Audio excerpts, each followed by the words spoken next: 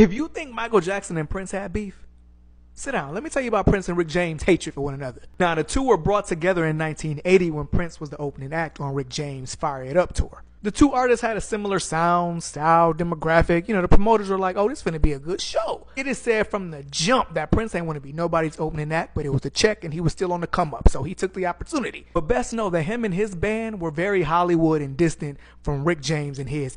It is said that they didn't even introduce themselves. Now, that's a flex. How you on somebody else's tour and you don't even feel the need to make an acquaintance with the motherfuckers you about to be touring with for the next few months? But that ain't what got Rick. See, the two would watch each other during each other's set. Nothing, new.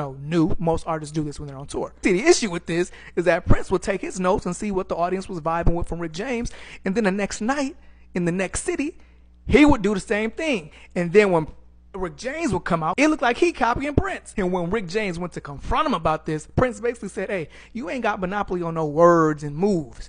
Fuck off. And this is when the competition began. Bootsy Collins says they would do petty things like pulling plugs on each other during the sets. But then Rick James started punking Prince. There's a story about the time on tour where Rick James threw a party for his birthday, and he did not invite Prince in his band because they ain't never talked to each other. So Prince and his band said, we gonna invite ourselves. Man, they said Rick James went over to where Prince was sitting, yanked him by his hair, and poured cognac down his throat, making him cry. Then there was another time he was ready to knock him upside his head because he didn't give his mother an autograph. But what I feel like is the catalyst for the next part of this story is when Rick James stole Prince's programmed synthesizer to record his next album.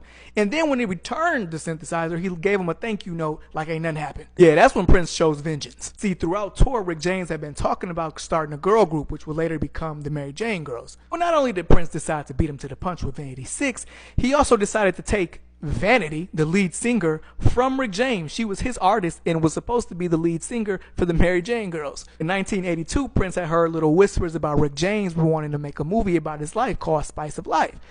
Well, Prince again decided to beat him to the punch with the legendary Purple Rain. And one of the most pettiest ones to me is the time where Prince decided to go to one of Rick James' concerts in LA, and he rode on his bodyguard's back and shoulders up and down the aisle throughout the set, taking the attention off the set, of course. Just messy. It is said, even by Rick James himself, that he was a little bit jealous of Prince. You know, he was the up-and-coming guy, and he got even bigger than Rick James. So that's why some of these petty and crazy stories were even more heated than they needed to be. But I ain't complaining, because it's juicy stories for us.